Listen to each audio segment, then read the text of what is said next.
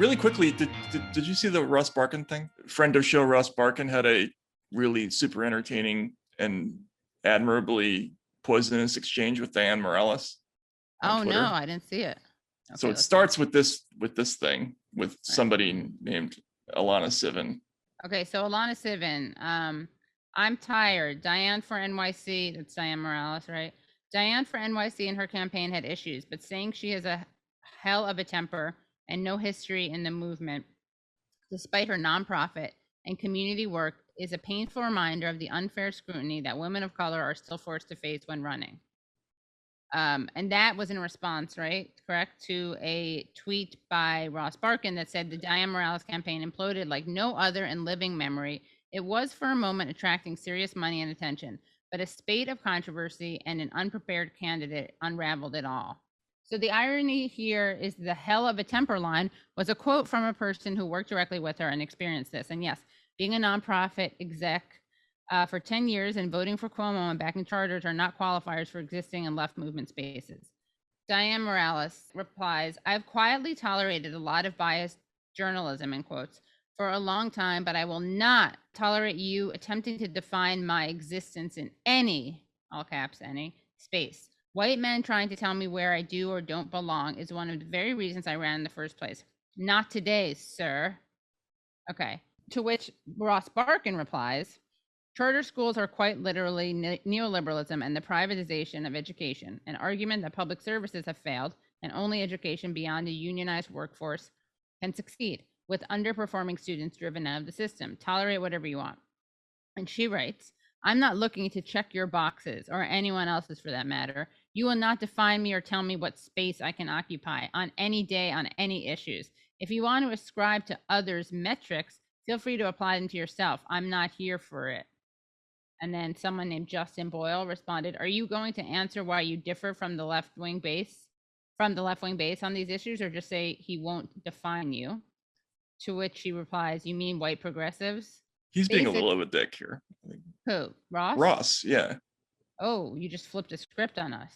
I mean, it's like you know, it's like you're not a real lefty. You can't be in the sandbox kind of a thing. Yeah, and she did respond to the boxes, but I guess that's I just don't. His thesis is his headline, right? Not that if someone can master the rhetoric of the left, they can be very effective. The making and unmasking of the online left's mayoral candidate.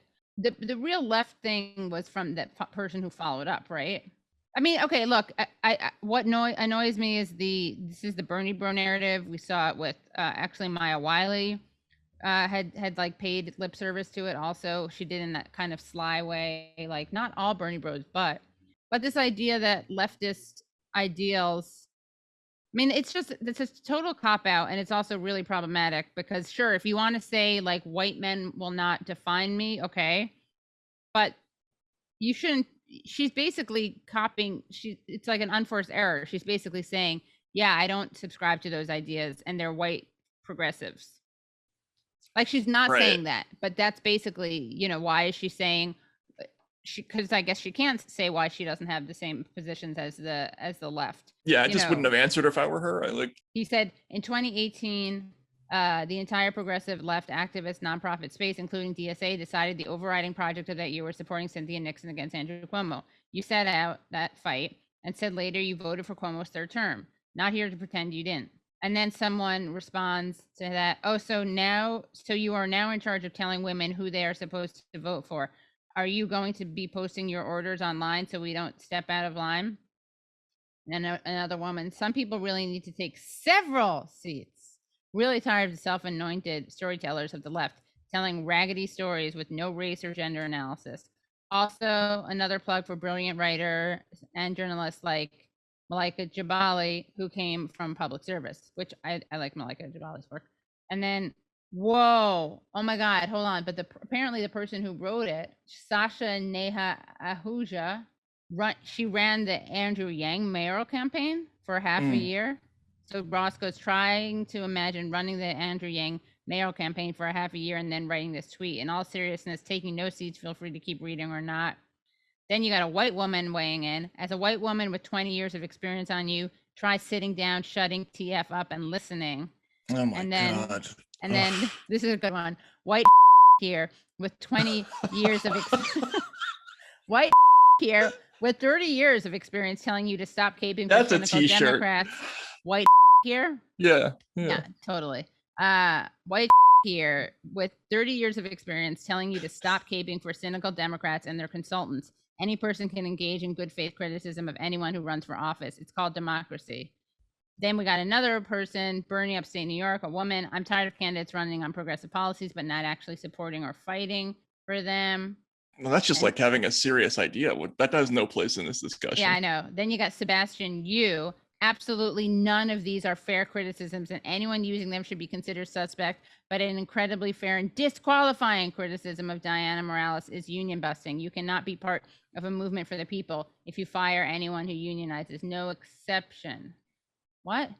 I can't tell which side Sebastian is falling down on. I don't know, but I like it. Is there any other? Then you got someone, let's see, except a union wasn't recognized, not even by the union guild. Temporary staffers who falsely believed they could form a union, or those who knew a union couldn't exist but pushed the narratives through so as to weaponize attacks against her. Which campaign ever had a union before? Then we got someone else saying, I agree with your sentiments, to Alana Sivin.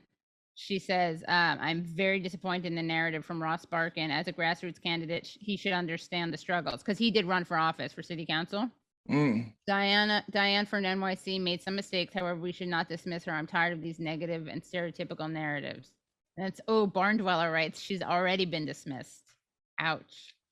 And Scully writes, why do media people keep complaining about how tired they are? We don't care, lol. Get a new fucking line.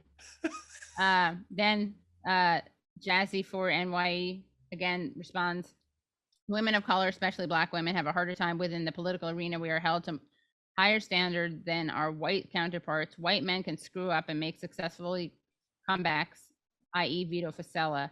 Dianne for NYC needs to recoup and regroup. She will be back. William F. Buckley, opinion haver, says the impossibly high standard of having your record examined and your literal actions during the campaign critiqued. He came back from the dead, William F. Buckley, or? I guess so. Much like apparently Dianne Morales will do. No, then someone goes,